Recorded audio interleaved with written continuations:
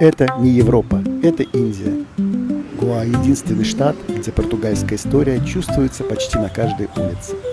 Здесь остались соборы, монастыри и целые кварталы, которых не ожидаешь увидеть в Индии. Но я приехал в Гоа не только за историей. Я искал спокойную пляжную Индию. На юге штата, в Агонде, есть место у скал, где пляж становится тише и живописнее. И даже появляются мартышки. Я выбрал этот курорт именно за такой баланс. Море, белый песок, стильные кафе, массажи, но без большого туристического шума. В этом фильме Гоа не как открытка, а как живое место. Агонда, Панджим и старая столица Олд Гоа.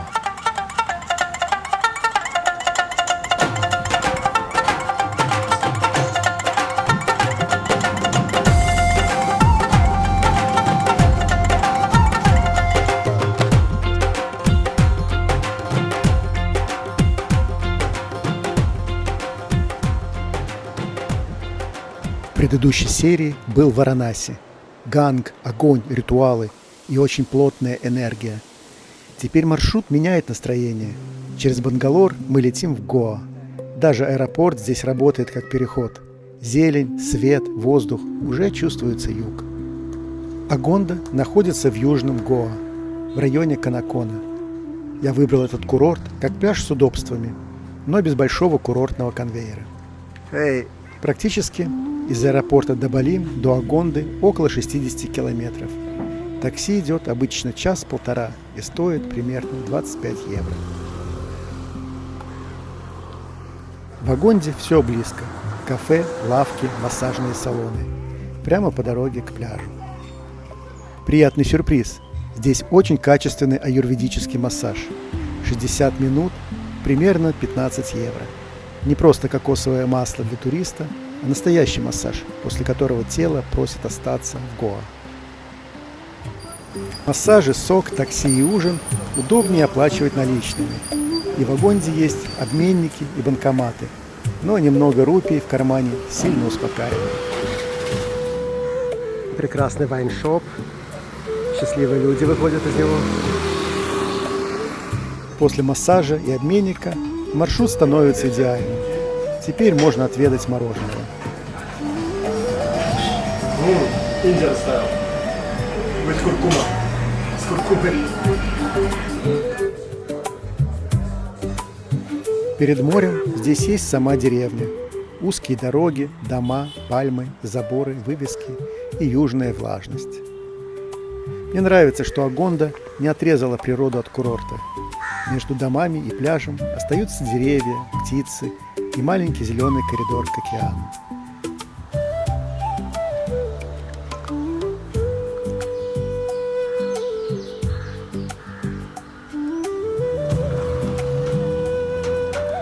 Здесь тростниковый сок автоматизирован полностью.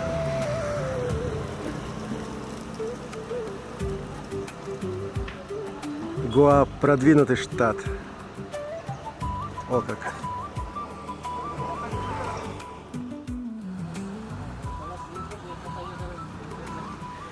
Среди пальм появляется церковь Святой Анны. Католический слой в Гоа виден не только в старом Гоа.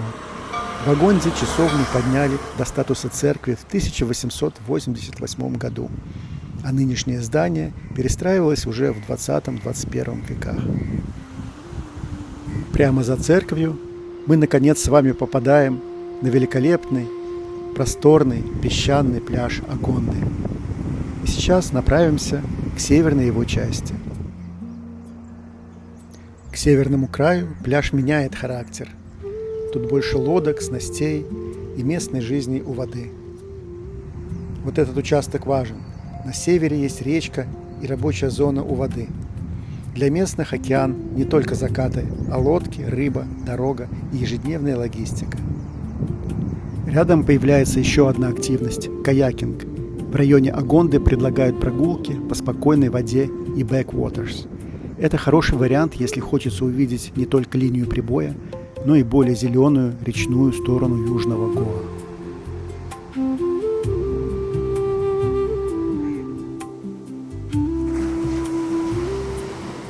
А потом снова раскрывается длинная бухта. Песок, пальмы и просторная линия берега.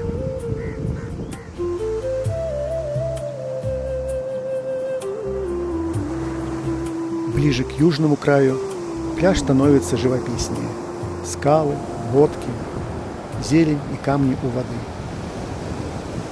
После камня с трезубцем Шивы начинается другой уголок Агонды. Именно здесь, у скал, мне удалось увидеть мартышек. В центре пляжа их почти не встретишь, а тут природа совсем рядом. В этом и интерес Агонды. Кафе, рыбаки, речка, скалы, мартышки. И все в нескольких минутах пешком.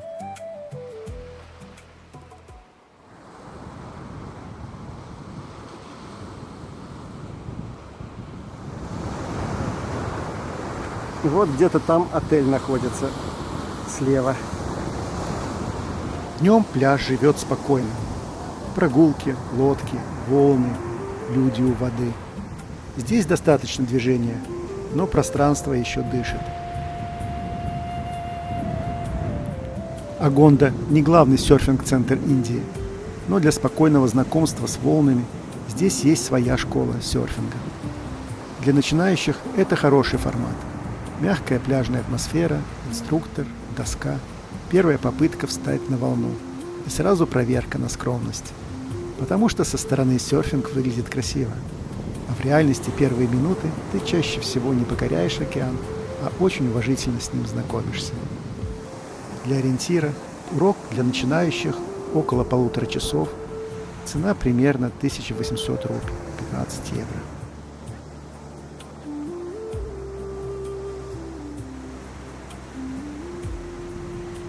И, конечно, коровы на пляже. В Индии корова связана с идеей заботы, достатка и священной защиты. А в Агонде она еще и инспектор пляжной зоны. Проверила закат, одобрила, пошла дальше.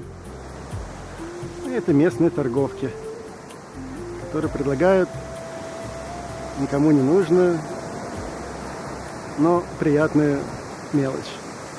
Типа браслетиков.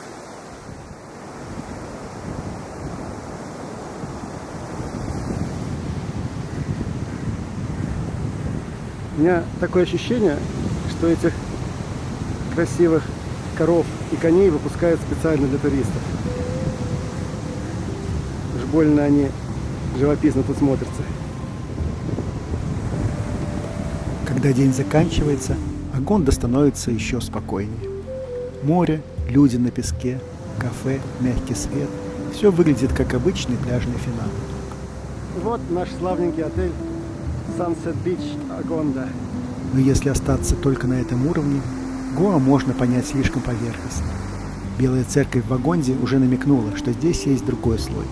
И дальше я еду в Олд Гоа, старую столицу португальской Индии. Гуанский вайб. И именно там становится понятно, откуда в Гоа эта европейская тень. Старую Гоа и Панджим удобно посетить одним днем. Это 68-70 километров от Агонды, где-то 25 евро в одну сторону на такси. Олд Гоа сегодня выглядит спокойно, но когда-то это была столица португальской Индии. Базилика Бом Джезус начали строить в 1594 году и осветили в 1605. Здесь хранятся мощи святого Франциска Ксаверия.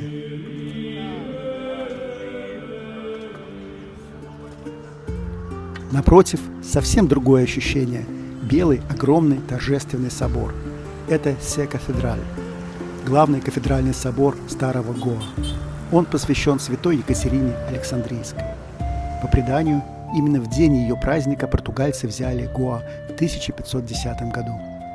Поэтому этот собор стал не просто храмом, а символом португальской власти в этой части Индии. Над главным алтарем храма находится позолоченное ретабло с 6 панелями, где показаны сцены жизни и мученичества святой Екатерины.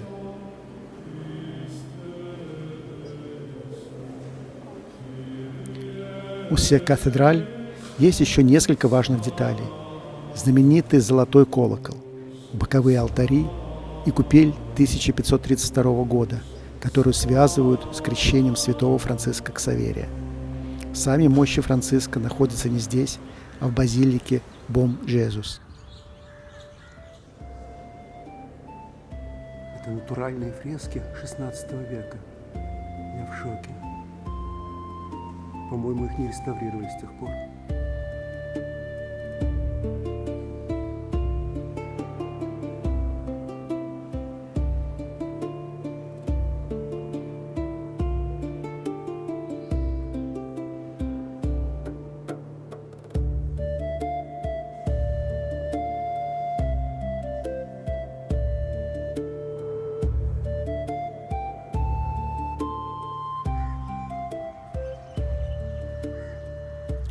Дальше мы продолжим наше путешествие из Олд Гоа в столицу штата Панджим. Из Олд Гоа до Панджима всего 15-20 минут.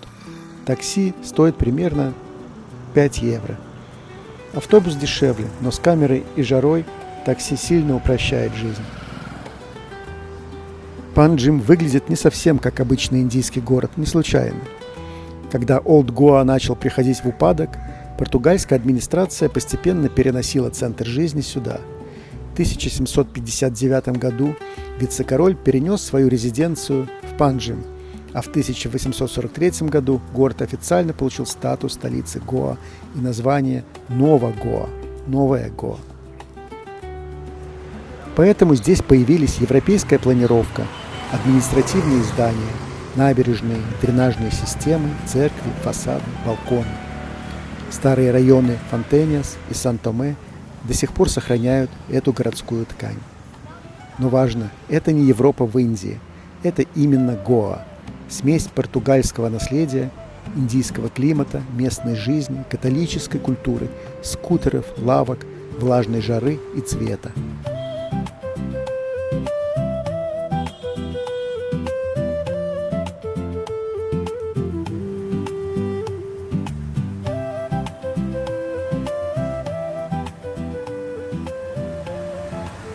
Совершим небольшую прогулку по городу Панджим.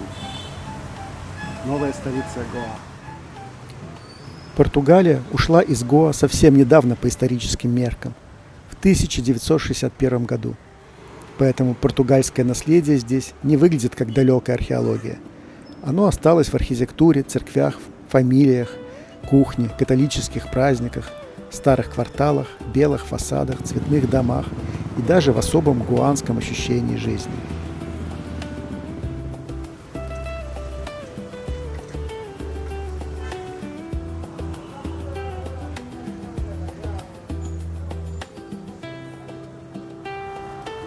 Не обошлось и без маленьких разочарований.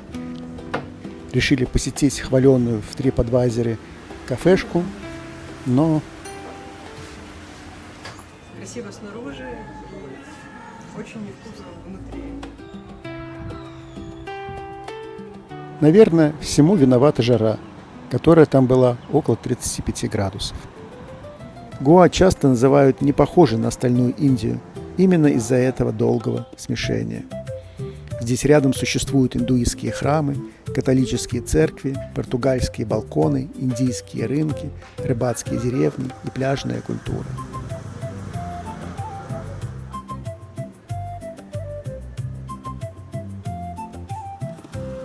И еще один слой Панджима. Над Фонтеньяс виден красный храм Марути, посвященный Хануману. Португальский квартал внизу, индуистский храм на холме. Разные миры в одном городе.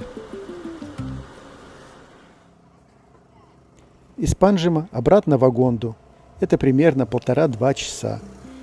Такси может стоить около 20 евро. А дальше снова к морю и последнему вечеру.